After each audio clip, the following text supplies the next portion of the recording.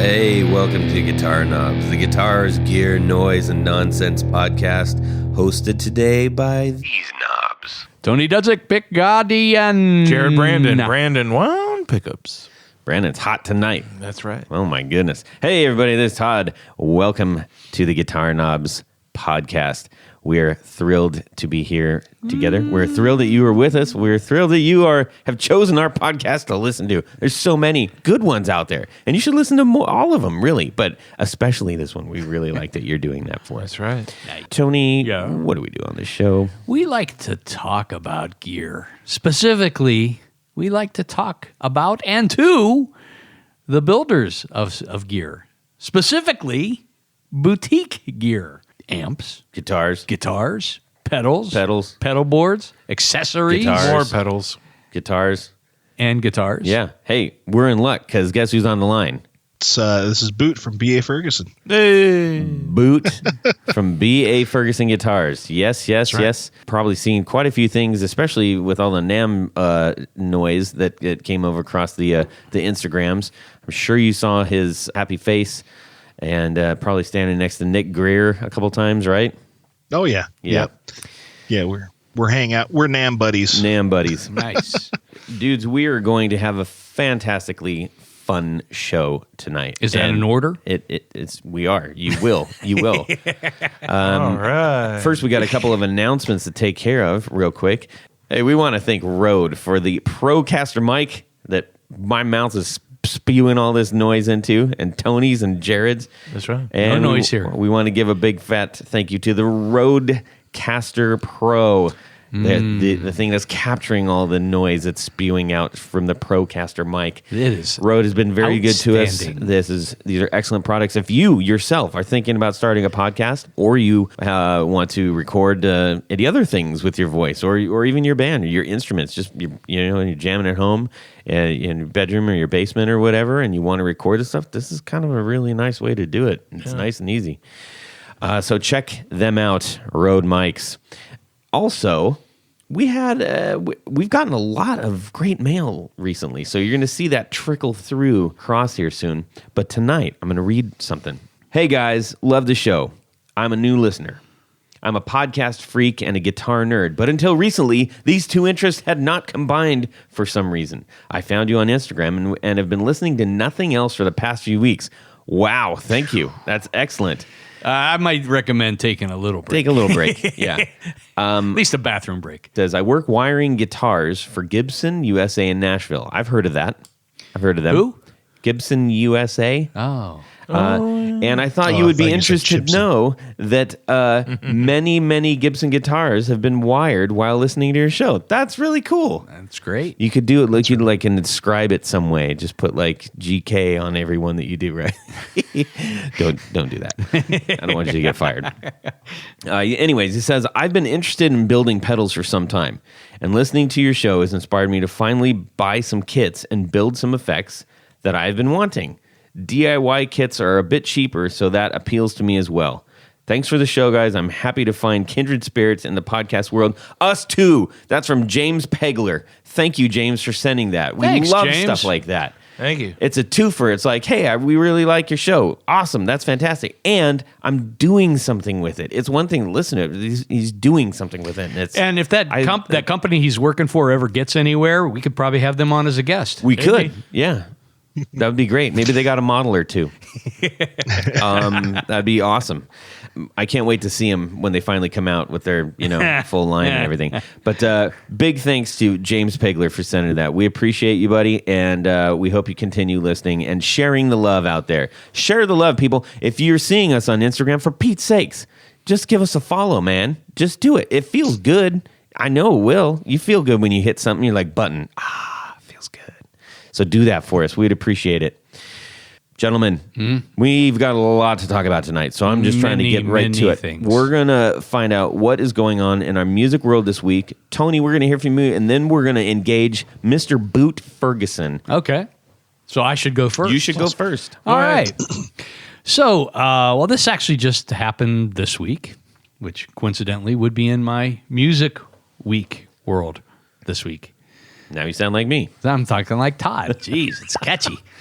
I was having some noise problems with my AC-15 Vox. Oh, no. And I figured it was a tube or something like that, which, Wasn't your plan? I got you good, man. no, it was not my playing. Oh, okay. I play very tastefully. But anyhow, Rob Chafe from Mad Cow Yes. happened to be at my shop. I did a pick guard for him. He repairs amps for a living. And he repairs amps for a living. I said, on the last he hey, knows a thing or two. hey, you got some time to take a look at this beast? Mm-hmm. So he said, yeah, it's a good timing. So he took it home with him, and a big shout out to him because he gave me a call that afternoon and said, well, you got a cracked tube socket, a couple of tubes are shaky. Whoa. But it was an extremely fair price. A small price to pay. That's kind of nuts because that amp just sits there. I've only ever seen it sit there. It's never moved. Those are hand wired too. Yeah. He suspects that somebody, when they change tubes, now I had never changed tubes in this amp since I got it, but somebody put a slightly larger AX7 in the socket and maybe kind of pushed a little too hard. Yeah, cracked it. So cracked the socket.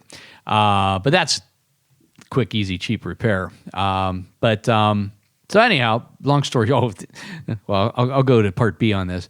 So he fixed it up, put some new tubes in it, cleaned everything. It's like incredibly quiet now. I mean, Awesome. background noise wise. But I guess the lesson that I learned, because the only thing I did to this amp is it originally came with a greenback Celestion. I put an Alnico Blue in it. Really? Yeah. He put it in? No, I put it in. You put it when in. I got the amp. Okay. I took out the Gotcha. green, put in the blue. Yeah. And he said, because it's switchable between 8 ohms and 16 ohms on the output. He says, you've got an 8 ohm speaker in there, but your amp is set to 16. Uh-oh. I said, I thought I got a 16 ohm speaker. Turns out I didn't.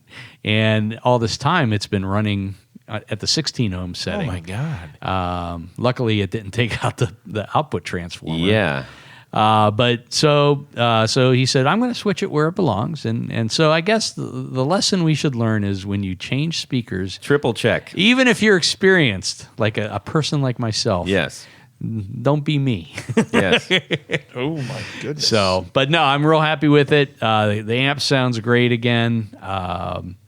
It's just, it was interesting. He had it on an oscilloscope, and he was, doing he shot a video of that and showed that to me too. So That's cool. thanks, Rob. Yeah. That's like having a doctor go up your nose with a video camera, but different. Yeah. All right. Boot, what's going on in your music world this week, buddy? Hey guys, there's a whole lot going on. On top of restructuring the business and all that stuff, I'm working on quite a few builds. Flyweight's been our most successful guitar. Just really quickly before you get deep into this, can you let people know where they can best find you on Instagram and or the internet right now? Sure, yeah. Instagram, you can find me at BA Ferguson Guitars. Facebook, same thing, baferguson.com. Also on Twitter.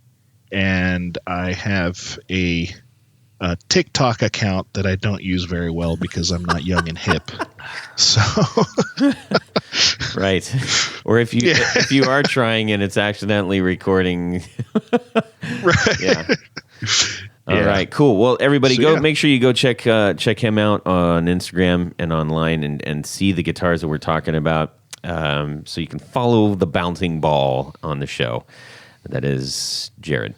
Okay, tell us what's going on in your music world. Been just cranking out guitars. So we moved. I used to be in South Carolina, and we made a move over a year ago, and it was kind of a means to take several steps back in order to take better steps towards the future, if you know what I mean. Sure. So So we've been in El Paso, Texas, actually on the outskirts of El Paso, Texas, in a little town called Chaparral, New Mexico. And I've been building guitars out here. I've actually built more guitars this past year than I ever have an entire year, and that was kind of the point in stepping away from what I had. I had a full-on repair shop. We did repairs and restorations, and we did lessons, retail, and then we did manufacturing. And so Wow. It got to the point where, I hardly had time for my family and hardly had time to actually touch a guitar.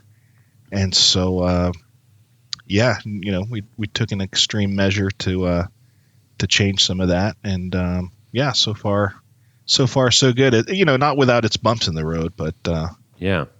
yeah. Well, that's awesome. Yeah, you mentioned your family. Boot, you and I had a great conversation before you came on the show a couple weeks ago. And, I think we have a lot in common where that goes as far as our kids and desires for, the health of our family and everything. And so it's great to connect with you at that level as well. Yeah. It's great to see that, I'm not the only one with a ton of kids.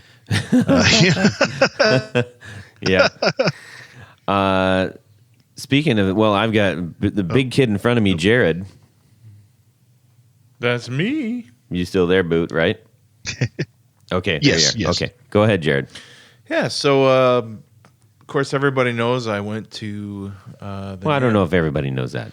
Everybody now knows that I went to the NAMM show, and I had a really good time and whatnot or whatever. But I ran into our friend Drew Foppy and our good buddy Jeff Schroeder. Yeah. And I was kind of standing up against the wall. I was talking with Arcane Pickups, Rob, and just kind of watching everybody scurry around. And then I saw them, and they're like, "Oh, hey, it's Jared." And they came over, and we talked for a while and whatnot. And I've been toying around with just buying one of Drew's amps for a long time. Yeah. Well, ever since you played it on the stage, yeah, of the Smashing I did. Pumpkin show, that was pretty cool. Yeah, that was rad. And so we talked in person about it, and we shook hands and sent me an invoice, paid it. So in the next few days, I'll get my Fopstar amp. I'm really, really excited about it. Yeah, that's very cool. I can't wait to see that Just thing. top notch. Yeah. So I got the small combo. Mm-hmm. So I'll probably bring it in. That's great. For And show those and are tell. Really, really limited run Yep. amps. They sound fantastic. For those who don't know, we've referenced Drew several times on the show. He's been on the show a couple of times. He's a guitar tech for several bands out in the world, notably Deftones, Smashing Pumpkins. He is really, really good at that. Yeah. He did Whitesnake. Yeah, he won Best Tech of the Year, I think, He's last year or Fleetwood something Mac. like that. Fleetwood He's Mac. so good at what he does. Yeah. And then the kicker is he's a heck of an amp builder, too. That's right. Well, he should know what works and what doesn't. That's kind of the nice Absolutely. background there. So anyways, Privileged to get that thing. very from him. cool. That's Yep. going to be nice. I can't wait to try that. I cannot wait. Yeah. How about you, Todd? What's going on in your week? Well, I world. had I was practicing again. We got a show coming up, and my guitar cut out again halfway through, and I was like, "Gee, my Christmas! I got to get this thing fixed." You saw what I did the last time, right? Yeah, we put a little tape around the potentiometer. And it went out again? Went out again. So I took it down to our friend Chase Gullett, Chasing Vintage Guitars, and I go down and hang out with him all the time, and we just talk and talk and talk too much. Technically, it's exhausting. shouldn't that be up? What? Up. Yes, Yeah, he he went goes up up. north. Went up north a little bit. Anyway, so he cracked it open and recognized somewhat the same problem. Right now, can you guys can probably maybe better explain the So the you have your switchcraft. So you have your controls in your control thing there, and the pots are. I know. I'm sorry. The pots are kind of Crystal clear. You know how close together your Maybe I knobs should are. do this. You know how close together your knobs are. Yes. Well, if you look at them on the other end of the back of the guitar with the control cavity cover off, you'll see that the pots are a little even larger. Yeah. When you put pressure and you just crank that pot up, you just do it enough. You're hammering that pot, and when you're turning it, the terminals that are live will ground out on a ground because most of the metal that you see is grounded. Yes. So, well, and this one in particular has it's a Switchcraft switch, but I think it's called a J switch. Am I correct? I think in it saying is. Yeah. So it doesn't just go straight up. It goes like in and then it hangs a hard. It just goes across. Like an SG switch. Sure. Yep. Sure. Yep. So, anyways, that is like nestled like right up against the potentiometer and a whole bunch of other wires and stuff. So it's no bueno. And so he saw that and he says, "Well, this almost for sure is switching out here." So, or shorting out. And so what he did was put a little bit of shrink wrap on it. So he did the shrink wrap? Heat shrink tube. Heat shrink tube over the terminal and that wire to protect it so that in no way, shape, or form could it keep getting tapped out. I mean, if you keep doing it forever, you're gonna eat through the shrink tube. I mean, I mean, I'm not doing it that. I think you should get crazy some hands, but spray foam insulation and just shoot it in there. I could, yeah, but he offered to put in a straight switch on it, we just did a quick thing and it worked. Yeah, they do make a shorty switch instead of the L. It's an L-shaped switch. Yeah. And He had one of those, but instead of doing a full rewiring, like, well, let's try this first, and it seemed to work. So, who knows? Maybe Next he'll time. come back again. next time. So, you fill it up with that black epoxy, like the tar backs. Yeah, then you can never change the switch. or spray. Well, but you'll never. The switch will never move a little tiny bit at a time when you turn it up and down. That's true. Yeah. You know what you should do, my friend? I know what we should do. Yeah, get rid of the net pickup totally and just you just keep it in there as a dummy and just run it. Suggested that. Wire it straight out to the jack. Run it straight out to the jack. No volume, no tone. Run it straight through. I don't want to do that. I would. You'll never have that problem again, ever. Well, anyways, that's a different guitar altogether. That's one that maybe someday I'll order from a guitar builder. Probably maybe not. BA. What do you think? Maybe. Sounds good. What is that like? Have you run into that problem before? A couple of times. Yeah, I've got a buddy of mine who's got a Telecaster who's had a similar issue, and I think he's resolved to just wire the bridge pickup straight to the jack, and then you just eliminate everything. You just screw it all. Yeah. But I mean, other than that, you would just glue the pot, like super epoxy that pot, so it just cannot stinking move every time you slam slam it up to 10 or 11. I can't tell if you're angry or aroused when you're talking. I was a little angry, but I have no idea why. You could see it. He was getting angry. Yeah. I was at nothing. So, anyways, there's that, and I just really hope that in the middle of the show it doesn't go. Yeah, that would suck. Womp. But anyways, that was my week. So, ta-da! Yay. And you know what comes right now? 1, 2, 1, 2, 3. 4 on the floor. All right, Boot Ferguson, you're going to share your 4 on the floor with us right now. Do it. all right.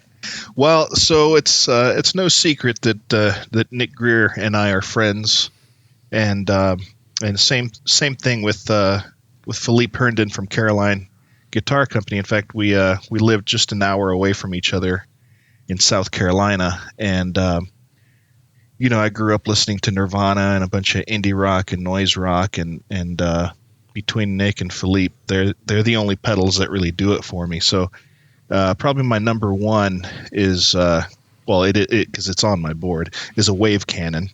Mm-hmm. And I love that momentary switch, it just freaks out.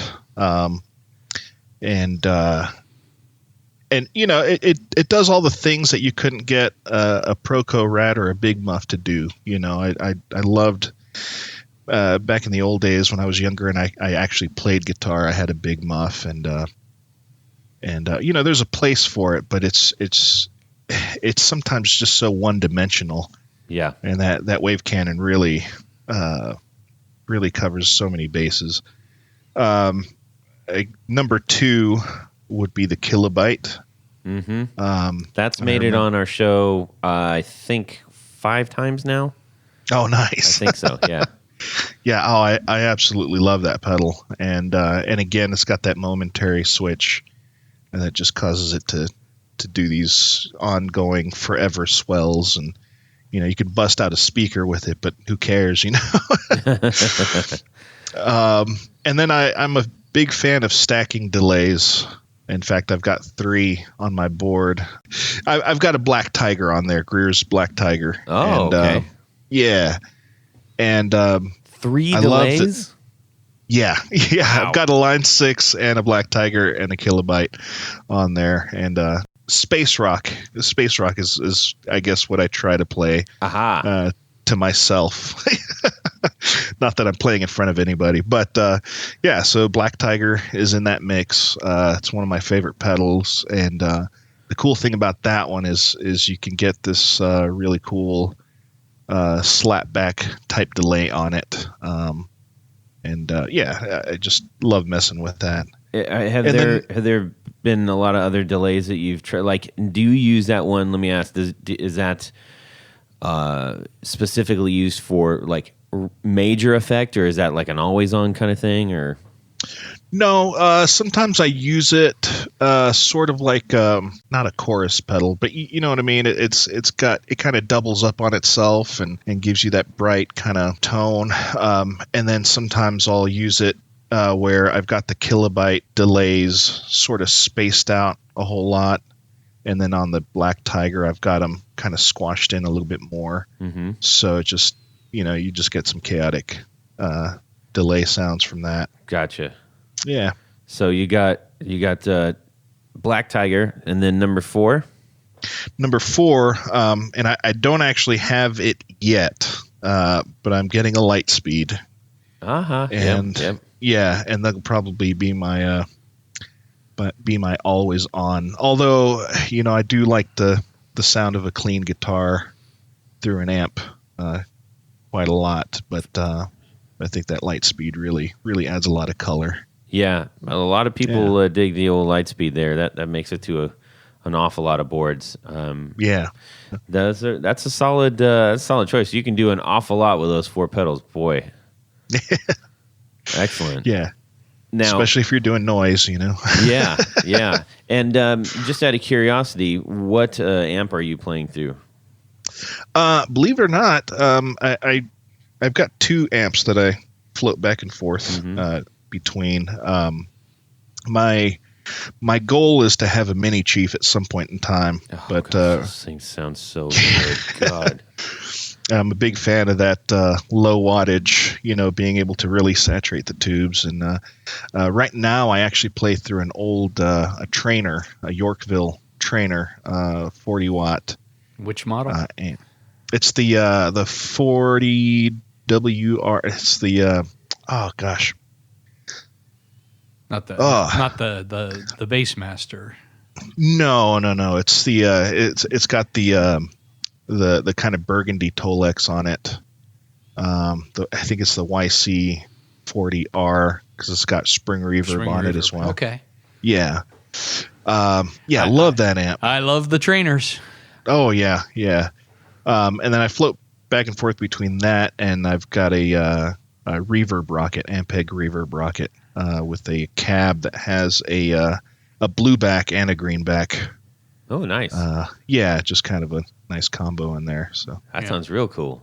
Yeah, I love it. Well, you're not the first person to bring up Traynor, and it is one of those amps that we see used a lot, but then people kind of, if you don't have a ton of expendable cash and you're maybe only a 1 amp person or something like that, which is pretty much, that's my wheelhouse.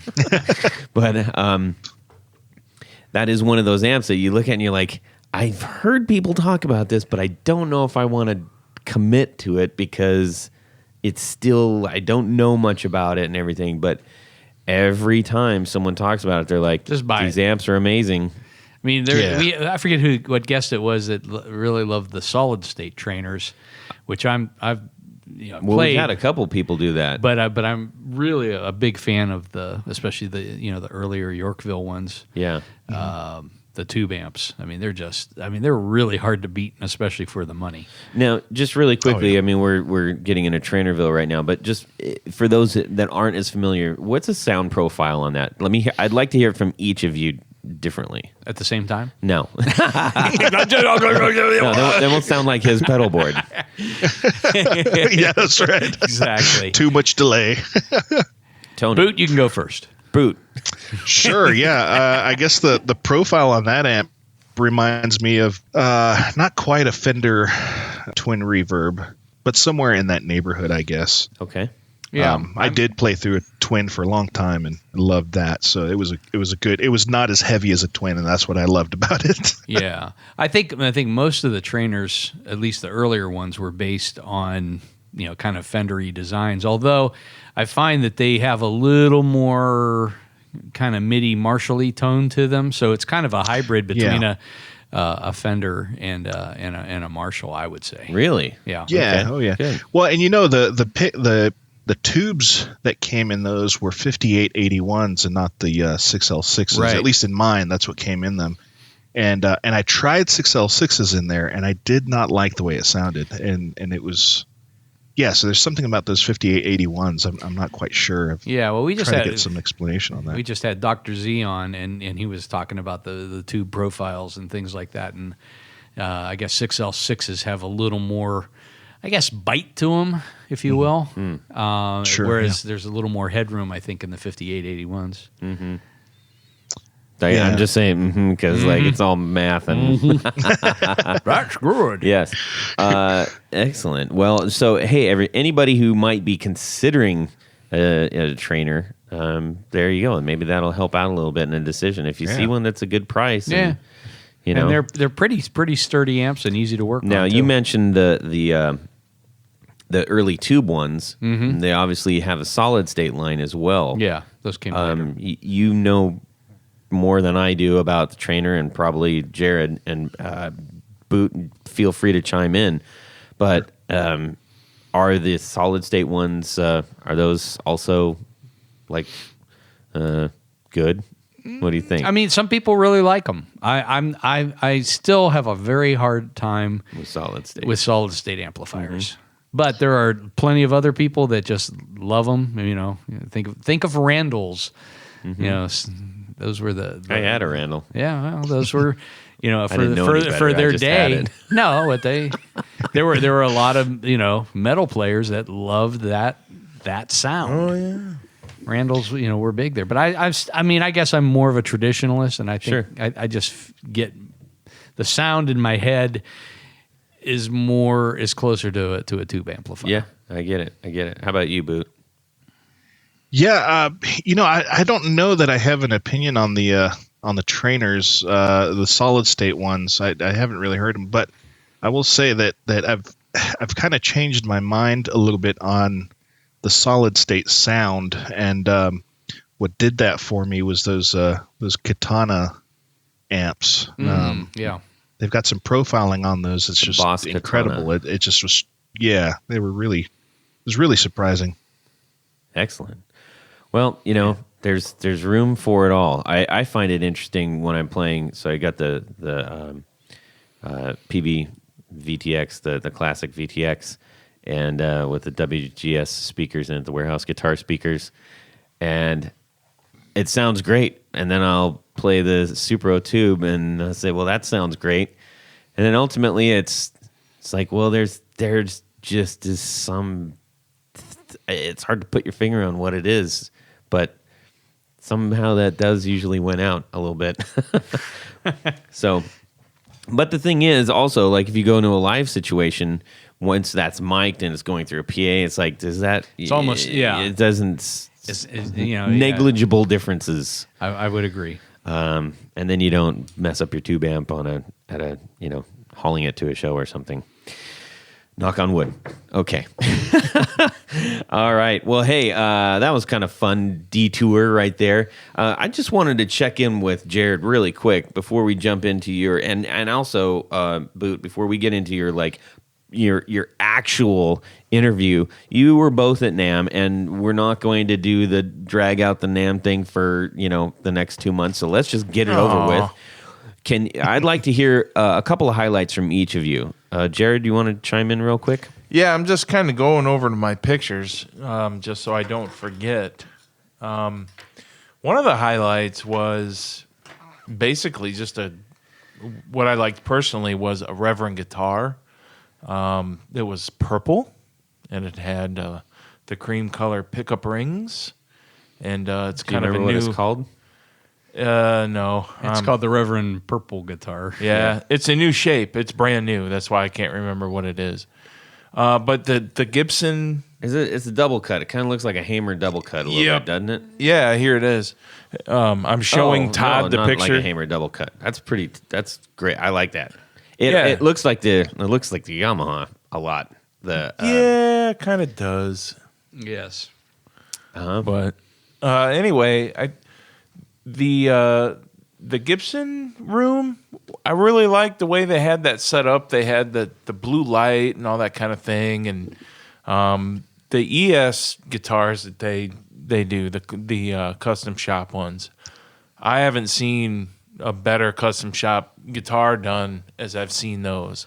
What does that mean? Just for those who haven't had their hands all over a custom shop guitar, when someone goes, "Oh man, custom shop," like help everybody understand what that is. I know vintage guitars pretty well. I'm not the vintage guitar, guru guy. Yeah. But I know enough to know that it looks like they actually went to Groons or what's the other big guitar place in Nashville? Carter's. They went to Carter's, and the development people must have went there, took measurements, and just really studied the original vintage guitars, and they implemented that in their custom shop. Mm-hmm. Well, that's true in some cases, like if they're doing an artist model. Yeah. But by and large, the thing about the custom shop, whether it's Fender or Gibson or any other of the custom shops, is a customer can order something very specific, saying, "I want this guitar model with these pickups, with this neck profile, with blah blah blah blah blah." Mm-hmm. And because they're building them essentially one at a time, unless it's a custom run, there you can pretty well specify exactly what you want. Yeah. The batch that they did, though, it definitely looked like they really took their time. Oh yeah, there's no doubt. I mean, it's for NAMM anyway. They're premium instruments without a doubt. What is, just really quickly, just so we have some context here, a custom shop, just a regular burst Les Paul. You just made the money fingers. Money. Like, what do you think? I don't know because I've never ordered one. I haven't ordered one either, but I'm sure 7, 10, 12. Take a U.S. model and multiply it by 3. Yeah, I've seen how they made them, and I saw the process. There's a nice lady that has been there. Listen. Hey, lady! There's a nice lady that works in the custom shop there. They make their own tools to scrape the binding on these. Yeah. They are that. Chase does that. Right. Yeah. Well, so do they at the custom shop. They are that into their craft there. So, that was really awesome. And then one more thing I wanted to bring up was... Well, before you jump out of the custom shop, I wanted to check real quick. Hey, Boot. Your views on the custom shop stuff. Yeah, I don't know. On the Gibson custom shop, I've seen some good stuff come out of there in my years doing repairs, and so it's hard to say. I feel like there's a lot of the same stuff I do. I make a lot of my own tools and jigs and all that stuff, and so I think what you're getting is those people's experience as luthiers as opposed to something that's assembly lined, and it's just and so I think there's value to it. Whether it should be 3 to 4 times the price, I think that's debatable. But Yeah. Well, one other thing, when I toured the Gibson Custom Shop years ago, and a lot of the equipment that was at the custom shop, which was a separate building, Yeah, it's a separate building. was the equipment that was at the Kalamazoo factory. Mm-hmm.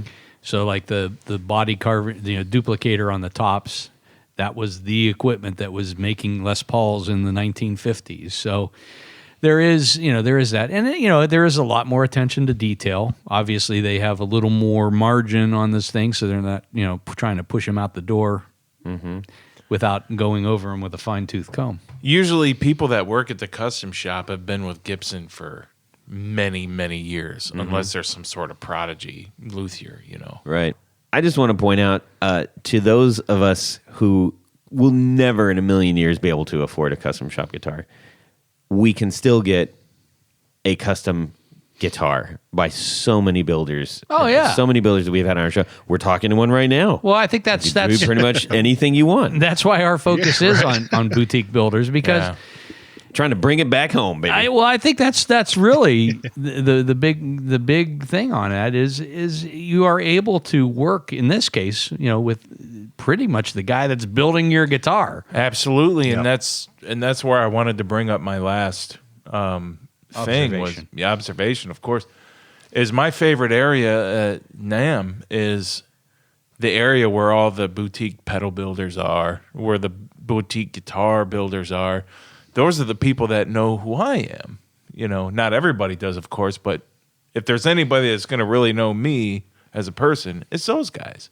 I just kind of feel, when someone walks up to me and say, "Hey, Jared, guitar knobs," or "Hey, Brandon, want pickups," I just kind of feel like I'm back in the neighborhood, Yeah. And I just kind of feel a part of that whole community. That's my favorite part about NAMM. Is the camaraderie with everybody else, even the other podcasters. Like I saw Ryan Burke playing some guitar, and I saw I met and hung out with the Tone Jerks. Mm-hmm. I love those guys. Yep, it was a good time. That's probably my favorite part. Did you run into Blake Tone Mob? I think I did. I don't remember. I'm sorry, Blake. I'm sure there were lots of people. I met Boot for a quick second too. So yeah. Cool. Yeah. All right. How about you, Boot? What are some highlights? Yeah, gosh, there's so many, and it's funny because you're right. There's kind of a love-hate with NAMM. There's all the friends, right? It's like going to camp or something like that, and then there's all the noise and all the people trying to play the same John Mayer riff all at the same time. So it's Sweet Child of Mine and all that. Stairway, that too. Oh yeah. But yeah, the highlights, just meeting all the friends, hanging out with Nick. He's, like I said, he's one of my best buds and everything. And then as a result, we're sitting there and we were sitting at dinner Thursday night, and we got on the subject of Zappa, right? Oh boy. And then I just said, like, man, it'd be really cool to meet that guy. And he goes, "You want to meet him?" I'm like, yeah, I want to meet him. He gets on his phone, sends a text. It says, "All right, he'll be there tomorrow." That's awesome. And I'm like, what? And so sure enough, Dweezil Zappa shows up at the booth and, plays my guitar. It wasn't like I was trying to just get him to play my guitar. I really just wanted to meet the guy. And he's playing a bunch of amazing stuff. And then he turns around and he goes, "Hey, this is a really great guitar." And I'm like, what? I couldn't believe that, and then he kept playing for a little while and hung out for a bit and, got the photos and all that stuff. But that was a pretty, that had to have been a good highlight, man. Wow. Yeah. That's awesome. So yeah. And then probably second to that same day, I met Brad Wood, who's a producer, recording engineer. He recorded a lot of my favorite bands back in the day, Sunny Day Real Estate and other indie rock bands. And so that was really cool now he'll talk your ear off and stuff, but I was just dialed in, just listening to every single one of his stories. He met Nate Mendel, who's now the bass player for Foo Fighters. He came from Sunny Day Real Estate. Yeah. So he had stories all about him. So that was great. I think you're the only other person I've ever met that's listened to Sunny Day Real Estate. Oh yeah. Yeah, it's on my top three favorite bands. I guess you Really? would say it's That's interesting. Sunny Day Real Estate, Starflyer 59, and then Godspeed You Black Emperor. It gets weird. Yeah. Yeah. Yeah, that's cool. All right, well, we'll have to talk about that offline. Oh yeah. But anyways, okay, cool. So any other what gear did you run across where you're like, oh my gosh, I gotta have that somehow? Yeah. Like, Oh, you know what? I will say something that stood out to me was an Eastman.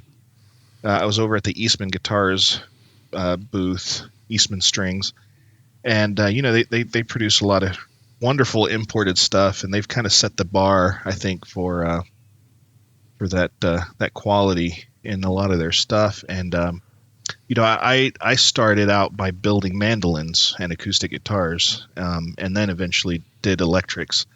The first thing I built was an A style mandolin and then an F style. Oh wow! And so I started checking out their mandolins and playing some scales on there because I love bluegrass as well. And then they had this guitar that appeared to look like the old school Gibson LG guitars, the ones that had the carved spruce top and the oval sound hole. Oh yeah. And then and had that beefy neck. And then I looked closely and I'm like, wait a minute, that's got 8 strings on it. That's a mandocello. The Mandocello. The mandocello.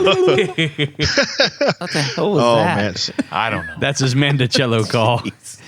No, I mean, It's like the I would threaded agree with you. equivalent, Eastman, yeah, I mean, Eastman was one of the earlier import companies, and I mean, I think they started off in like you said, mandolins and acoustic and jazz archtops, and now I think they've expanded into some pretty decent electric lines too. So Yeah. Oh yeah. I mean, everyone that I've tried, I thought was it was a top notch guitar. Did you get a chance to play the Mandalorian? Hey. That's the Mandocello. Oh boy, that was awful. I'm sorry. The Baby Yoda thing. I It's a dad halfway joke, yeah. apologize for that. Yes. Why does No, everybody think it's that baby good. is Yoda? I don't know, but let's not talk about It's it. not Yoda. Okay, enough. On this week's Star Wars podcast. No, we should. Okay, Oh man. recover.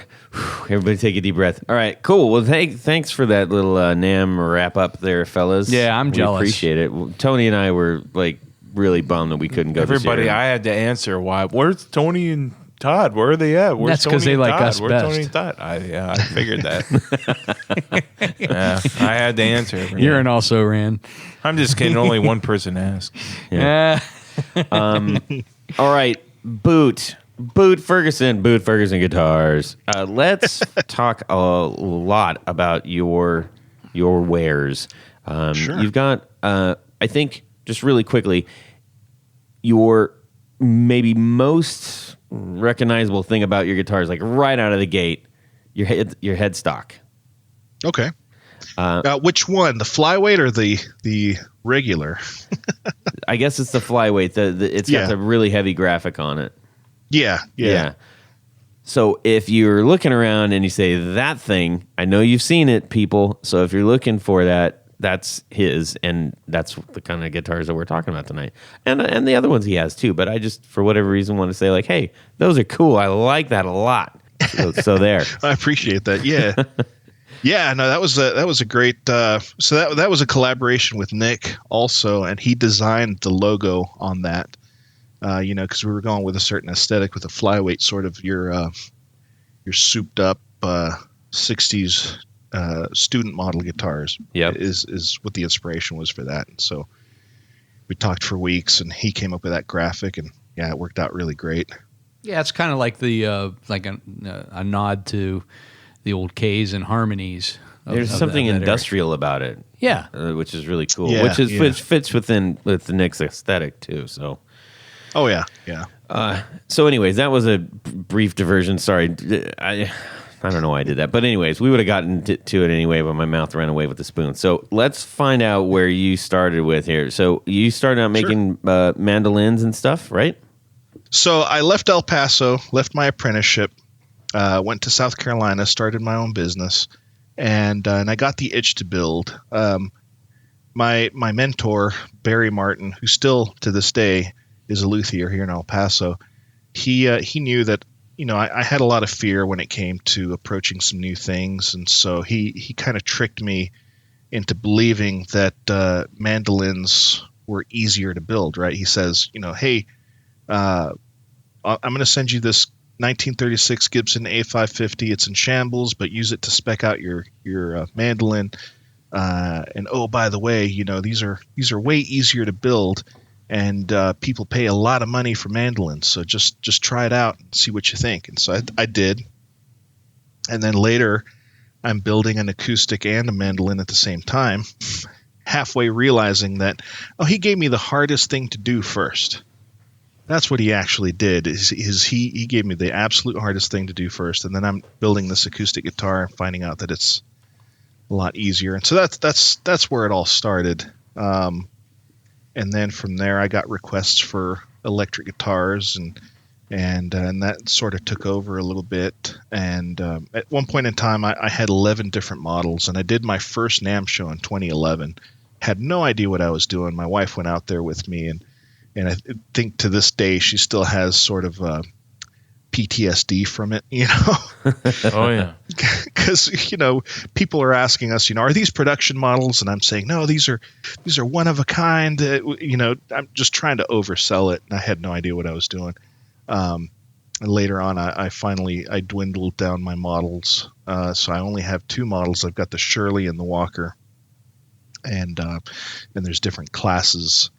I've got the flyweight, the standard, and deluxe is how I set those out. And, now, when you say flyweight, is it a lighter guitar, or is it you just call it flyweight, or how does that work? Yeah. So actually, Nick came up with that name. But yeah, it's a lighter guitar. The body of the flyweight is an inch and a quarter, just under an inch and a quarter thick. It's got a nice beefy neck made out of mahogany. No neck dive in it. So it's kind of like a Japanese feeling thing, almost. It sounds like almost, yeah, melody maker-ish. Yeah, exactly. All top loading pickups. So we had the idea of that if I can. The idea was to engineer the process so I could save the consumer money, right? And so right. I got all my templates right, and we had certain design factors. So all the routes are on the top, and it only accepts top loading pickups. And now that there's a lot of guys out there like Gemini and Lawler and McNelly doing, they can do just about anything in a P90 dog ear casing, right? Mm-hmm. So decided, okay, let's make everything top loading. Anyone can switch out pickups if they want. Super easy. And yeah, just to have a nice platform for people to mess around with. It's the working musician's guitar. There you go. Yeah. It's a good idea, and it's a great way to get into a brand that you already like, because that is an incredibly your flyweight line is really affordable. Thanks. Yeah, definitely. And I'm assuming anybody can call you up and say, "I like this. Can you, I want it in this color. Or I want it these pickups," and you can kind of customize it a bit. Yeah. There's a little bit of customization, as long as I had one guy ask me if I could do a wood head plate on there, and that's where I had to draw the line, and it starts getting a little too custom. But yeah, they can choose a different color, different pick guard, different pickups, pretty much whatever there. Nice, very cool. I'm personally a fan of the double cut. Thanks. I love a double cut. It's a great looking guitar. You did a great job on it. Aesthetically, it is just spot on for It just screams like rock and roll. I dig it. Thank you, man. I appreciate that. And it's nice because you have another range, because some of these other ones like the Deluxe Shirley and stuff, like that's got a very different aesthetic altogether. As does the bolt-on classic, surely. It's like you've got a really nice range coming out of two shapes, essentially, right? Sure, yeah, and it's still being able to borrow from the things that we're fans of, right? That was kind of the idea there, is to, how do you make a Telecaster without making a Telecaster, right. And so, yeah. Excellent. Now, who are some of your, I guess maybe design influences? Some of my design influences. One big one is Stromberg. And early on, I got to restore those old Venetian cut acoustic guitars that they had with the. They were really ahead of their time. It was early 1900s style guitar, and it had an adjustable neck, like the neck pivots where it meets the body, and they're hard to work on and hard to get right. But I was just enthralled by the way Stromberg used those just points and curves, and it's always there's always a curve coming to a point and all that. And so that's been a big influence for me. And then there's as far as anything else, probably Martin guitars. When it comes to electrics, I love digging into the history of Leo Fender and going into GNL and and then some Les Paul stuff. So yeah, I draw it from so many places. It's really hard to. Sure. I could go on and on, but yeah. A lot of these almost have I say Western feel to them, not in the sense of just blatant country Western or something, but there's I don't know what it is. I can't put my finger on it. But there is a sort of a Westerny kind of feel to some of these. Tony doesn't agree. I don't agree. All right. No, I mean, I really see a strong, like I said, a melody maker influence on these guitars. I mean, I think that's great because those are really great utility instruments. I think it's the shape of the horns on like the Shirley. There's something about that makes me feel. Surely you can't be serious. I know, right? But you also have like a kind of like a spalted top and a there's a okay. And you got the Bigsby and everything, so it's like there's some chicken picking going to happen on that guitar for sure. Oh yeah. If only it were orange. Yes. Oh, there's an orange one. There's an orange one, all right. Yeah.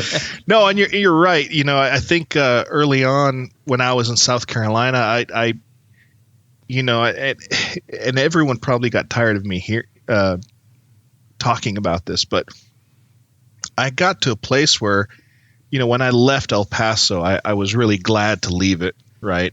And then when you're in some other foreign place like the South, which is a wonderful place, by the way, don't get me wrong, I love the South and everything about it, but I really missed Texas, and so part of me kept, there's some part in my subconscious, and I'm not ashamed to admit it, that I was like, what, I want someone to look at this and maybe think of Texas, maybe. Not like, that whole like don't mess with Texas kind of thing, but just some of that little Western flair, and there is. So, it's in the pickguard cut. It's like it's there. I can see it. You have no vision, Tony.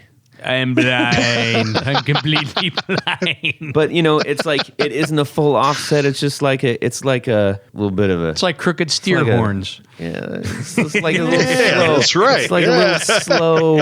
But then when you get into the non-flyweight stuff, the standard, they kind of feel a little bit jalopy-ish, and maybe jalopy is a period incorrect term, I guess, but a jalopy, my dad used to say jalopy all the time. It's like a car made for, it's like a parts caster kind of thing. That's what a jalopy would be, like a parts caster, but it's not just thrown together but you can see that your hand is in here. They're not, everything isn't totally standardized. That's that's one thing I really dig about this. Oh, thanks. I appreciate that. Yeah. Yeah. And the Western thing that I called out, just saying. So I had a question concerning, obviously you moved from South Carolina to Texas, which climate-wise are pretty different in terms of that. Have you noticed different. any issues with, building something in a drier climate and then shipping to a more humid climate?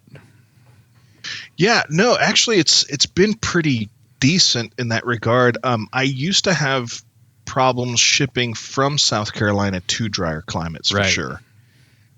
Because South Carolina was so humid. And we did our best to try to keep that humidity down, but it's going to get in there no matter what. My part of my solution to that was to use reclaimed woods, and not just because it's it's not necessarily a cheap thing to do, but I am, especially in these days, I'm more and more conscious about our environment and the use of the wood and the wood industry and all that stuff. And so early on, I made it an aim to use reclaimed woods. And so that's the most stable stuff. But when I'd use any mahogany billets that I got from, there was a kiln in Kingstree, South Carolina, that I would get my mahogany from a lot. And, this stuff was sitting out there for 10 years, and I'd use it, and then I'd take it on the road. I ended up touring with a band for a little while, took the guitar on the road that I had made, and I'd still have problems with, frets sticking out of the ends. So my solution to just wait as long as I could in between steps, let it do its thing, and then file it down and all that. Here, everything dries out. In fact, it's a great place for the repair business, because anyone who has a Martin or Taylor and it comes through town and tours, they're always going to get a crack in the top or the side, and they're coming to you to fix it.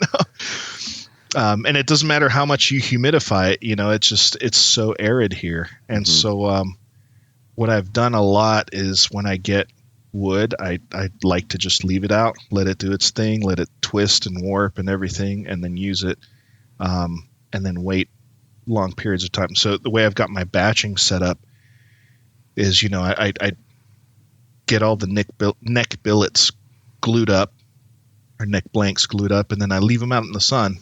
And that's after already having left them out, cut them up, dimension them, and then leave them out for a few weeks. And then, I glue them up, leave them in the sun a couple of days while I work on the bodies or, work on other things.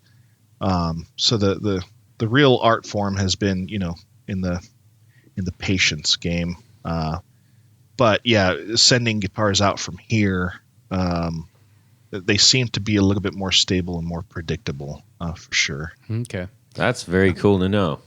And I noticed you're also, I think you're, if not all, at least predominantly using nitro lacquer on your finishes. Yeah, I'm doing nitro on the bodies, and then I'm doing a gun stock oil on the necks. Okay. I love that. Yeah. I love that you're doing that. I want all my guitars to be that. I complain about this all the time. A painted neck. I just can't. I hate it. But what am I going to do? That's the guitars I got. Whatever. Nah. Oh yeah. Hey, whiny, it's Todd, preference too. Do you find with the gun stock oil that, it has to be reapplied every year or two, or is it kind of a more permanent thing? On mine, it's more permanent, and so I mix my own oil for that. Okay.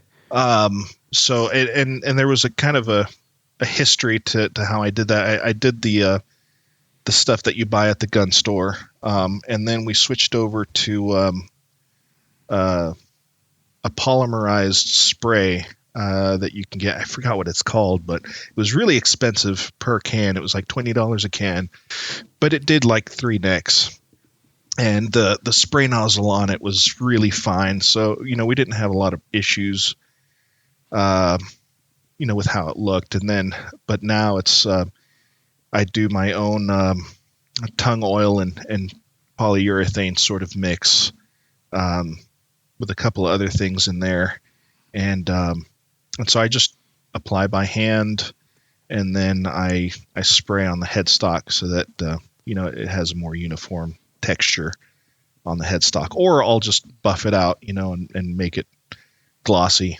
Man, oh man. But, yeah. I've talked to Chase actually a couple times since he's close by, and I'm like, what would it be? What would it be if I just brought you all my guitars and you took off all the neck stuff? And he's like, well, I'm like, oh, don't answer that crud. Oh boy. So you've got your two shapes.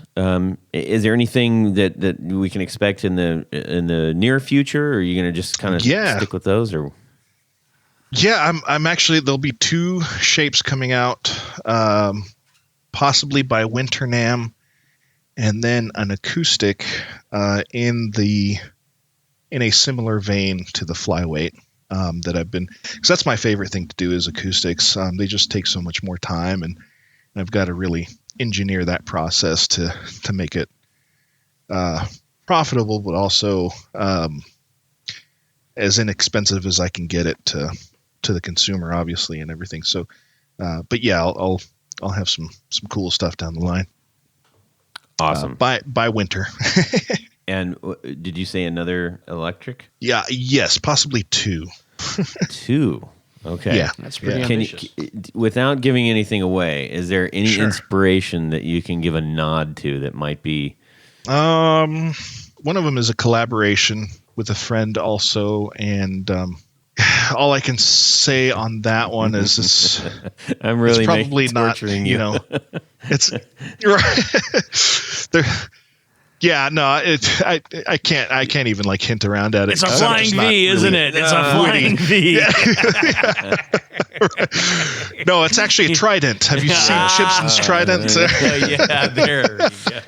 Okay, we'll let you off the hook there. That's no problem. Well, when you are ready, let us know. And Yeah, we'll help please, get the word please, out. certainly. please let Yeah. us know, and we can hype that up for you. Sure. Thanks.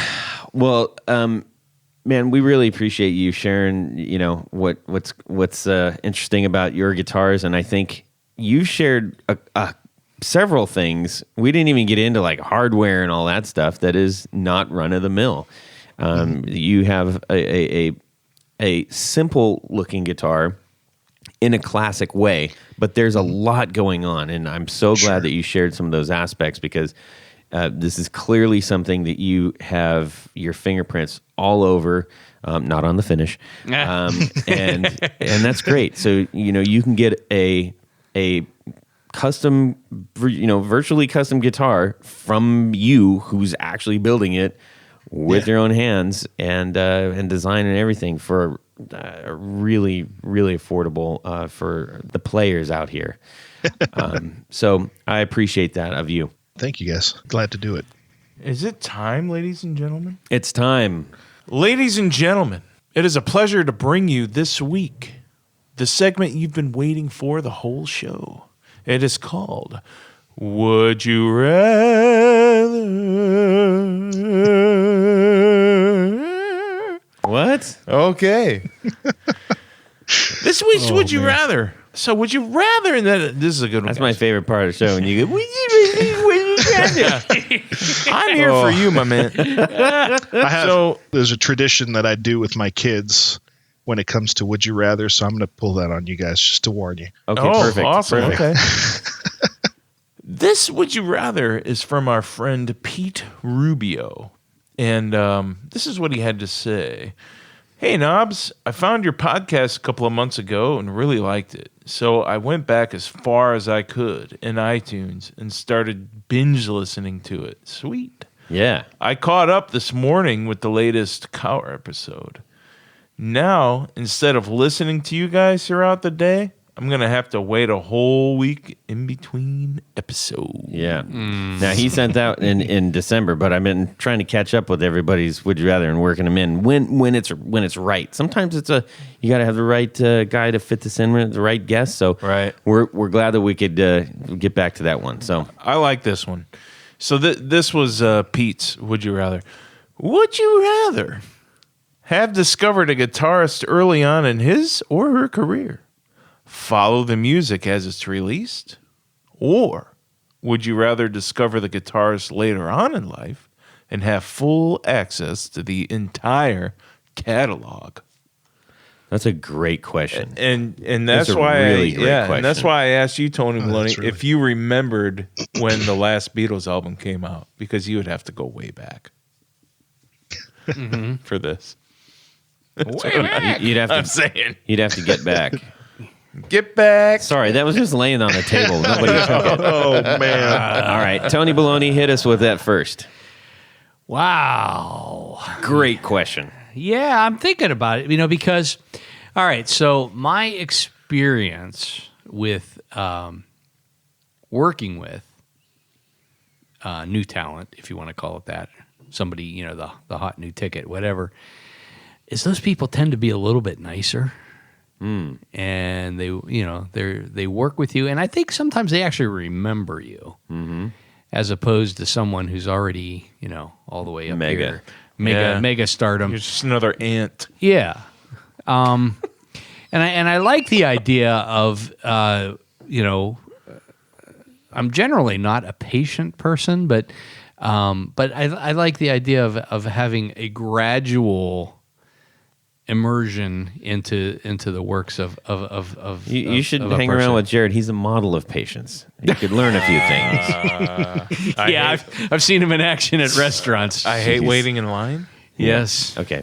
So I think that, I'm going to go with choice A, because I think it's almost like a band or someone that you hear or you feel like you've discovered, at least for yourself. You kind of, there's a special place for that band or guitarist in this case. Yeah. That, you kind of feel like, hey, I did discover him Yeah. or her. Yeah. So I'm going Okay. with choice A. All right, Jared. That's a really, really, really tough question. Because, when I was a teenager, 15, 16, that's when I wanted to listen to all the Zeppelin records.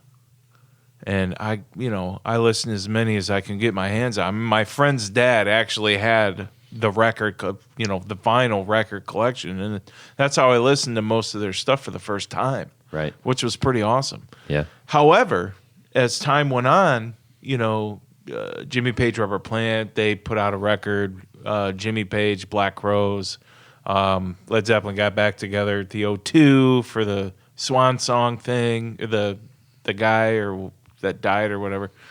So it's kind of best of both worlds there. However, with all that crap said, I'm going to go with good old Tony Baloney on this. I want to be. Someone's joined me. I know. I want the anticipation and the excitement of not knowing what that record's going to sound like. It could also be disappointment too. Well, yeah, that's the gamble. But you go to the store, you buy the physical thing, you bring it home. The physical graffiti. Yeah, the vinyl. Now that you can get it on vinyl again, and then you listen to it for the first time. It's awesome. Yeah. Yeah. I'd rather do that. I'm with good old All Tony right. Baloney All right. on this one. Boot, how about yourself?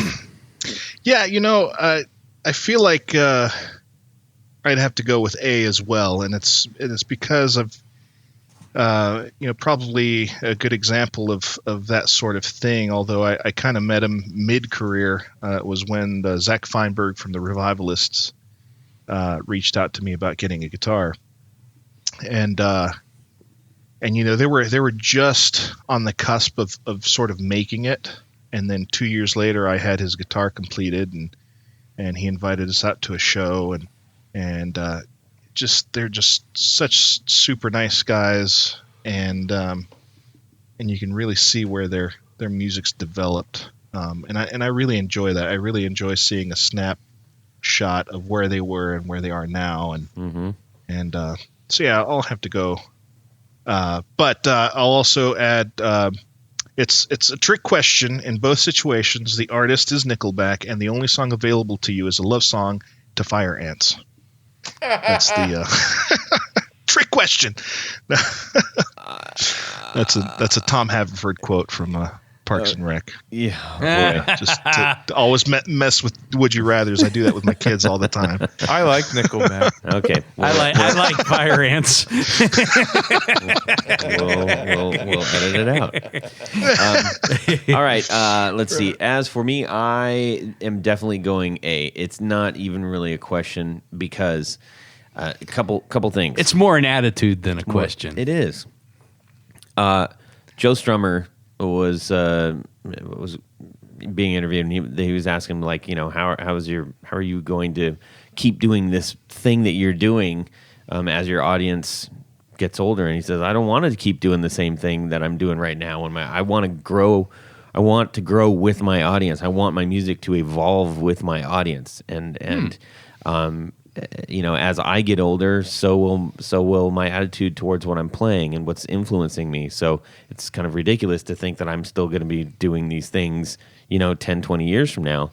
And I thought that was kind of profound, being asked that so early on in his career. Joe Strummer from The Clash, in case somebody out there doesn't know that. But I think there's also an element of, right now, we can sit down and in a weekend watch a year's worth of someone's work on Netflix. Mm-hmm. And when you begin to ingest something that quickly, nuances are lost. You can get bored really easy. So that's kind of like a weird psychological thing. And I think you're right, Jared. You mentioned the anticipation, like when something does come out and you're like, yes, right? And you ingest it, and then you can't wait for that next thing. And inevitably what you do is you start going back to the thing that you liked and dig into it further and try to find more things out about that. So those things, I think we don't really have that in society right now. And we might have been the last big generation to benefit from that, to be honest. Possibly. Yeah. So it's unanimous. I Yes. concur. Choice A. Excellent question. Pete Rubio. Pete Rubio. Thank you, Pete. I know. Thank you. Yeah. Thanks for listening to us, Pete. Yeah, we appreciate it. Thank you for sending that in. Hey, if you have a would you rather that you're dying to get us to read and answer, we would love to hear from you. You can send that to us via email or direct message. Make it tongue twisty too, so I screw it up a bunch of times.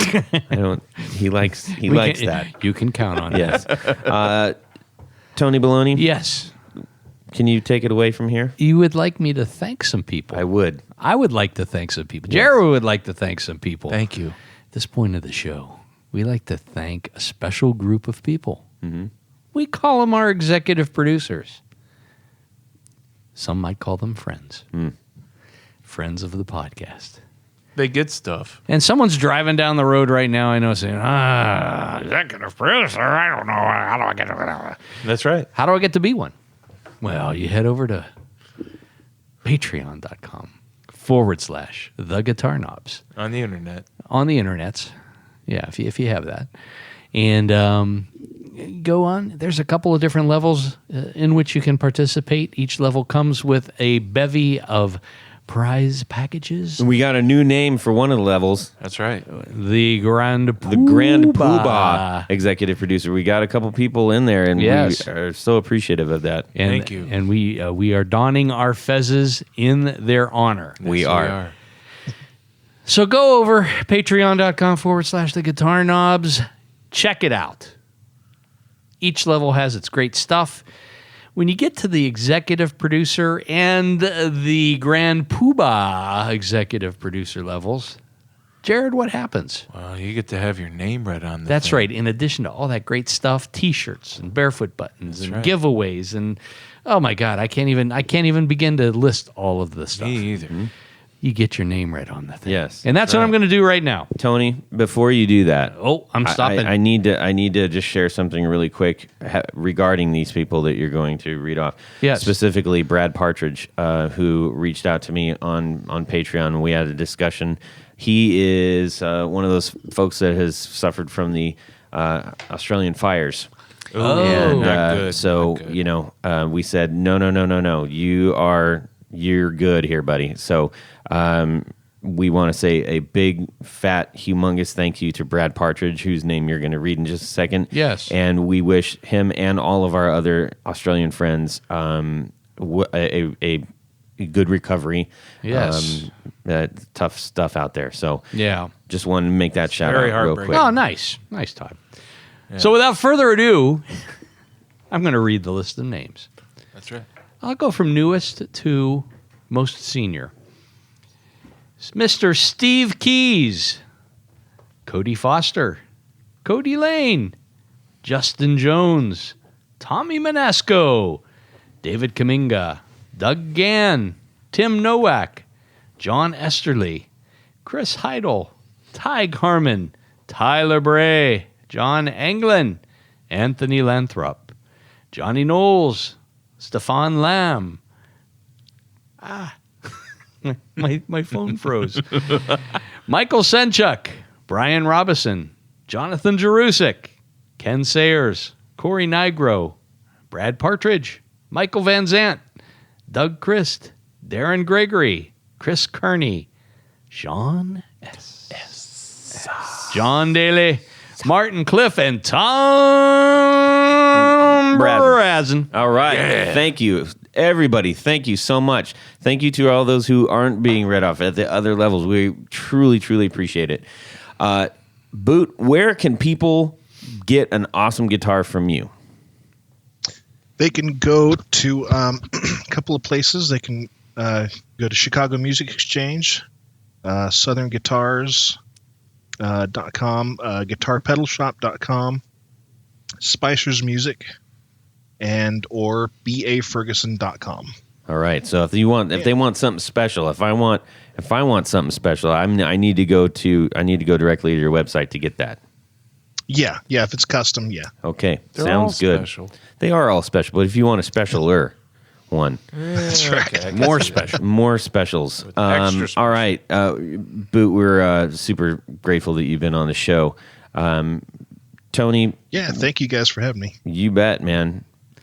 Yeah, well, let's say you need a special pick guard for your new BA Ferguson guitar. Yes, That's right. Yeah. or a different one, not Or a because it's different a one. bad one. Not just, because you know. it's bad. Maybe you just want a different color. Yes. Yeah, Oh, Boot yeah. maybe doesn't have the wide selection that Pick Guardian does. Yes. Head over to pickguardian.com and check out some of the things that I offer. I offer much more than what's on the website. If you need something custom, shoot me an email. I will take care of you personally. If you Yeah. want to take a look at some of the projects we talk about from time to time, Instagram at pickguardian and the number 1. Jared?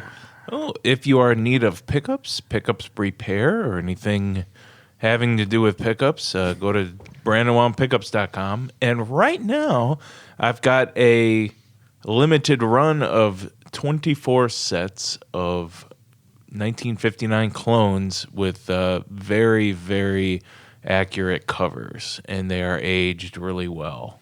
So Not just covers, other parts too. yeah, it's Yeah. all a big deal. So Yeah. if you're interested in really accurate looking things, And sounding. and sounding, of course. This is like super. I mean, I say this with all the endearment and doubt in me, but this is those are kind of cork sniffy. Yes, they are. Yeah. Absolutely. They're for the guys that want to put it on their Gibson Les Paul R9 and all that kind of thing. Yeah, so yeah. It's a very It's like limited. the exact radius bend of the corners and stuff, right? Exactly. Yeah. You hit the head on the nail. Yeah, which oddly enough hasn't been available so much.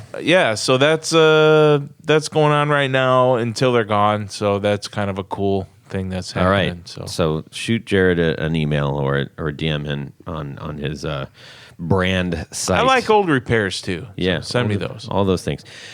You can send me an email, Todd at theguitarknobs.com, or DM me on Instagram at guitarknobs. We would love to hear from you. Your would you rather, just share a little story that you have, or say hi, whatever. It's cool. All right, everybody, we're so thankful to BA Ferguson for joining us tonight. Boot, thank you so much. Thank you, guys. It was a pleasure and an honor. Thank you. Thanks, buddy. Make sure you go check out his guitars. Make sure you have a great guitar week and subscribe. Yeah. Somebody. He does that. He gives me the slow nod, like you're going. I'm watching you row towards the waterfall. Now I got to look while up you're Eastman. looking at the pretty trees, and I'm just gonna nod real slow. Sometimes the words Thanks, man. just come out of his mouth, and there's nothing you can do to stop him. I know. Wow. Well, that's it for these knobs. Please visit our Patreon page at patreon.com/theguitarknobs. Visit our website at theguitarknobs.com for all of our past episodes, 4 on the Floor blog, and other good stuff. You can connect with us on social too at our Facebook page and share your gear and stories on our Facebook group. Also, be sure to check out our Instagram at Guitar Knobs. Catch you next time.